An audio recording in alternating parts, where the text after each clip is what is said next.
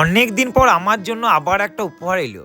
এর মধ্যে কি আছে চলো আনবক্সিং করে দেখাই। আর তার আগে বলি যে উপহার পেতে কার না ভালো লাগে, মানে আমারও যে ভালো লাগছে আমার 32 পাটির দাম থেকে বুঝতে পেরে গেছো।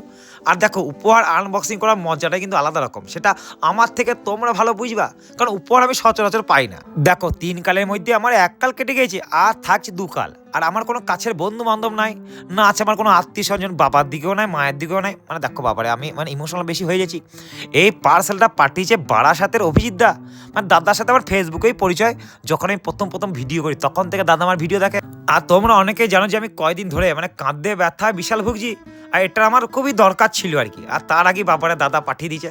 আর অভিজিৎ দা এই কোম্পানিতেই কাজ করে, এই অ্যাকোশিওর কোম্পানিতে দাদারা এই প্রোডাক্ট সাপ্লাই করে।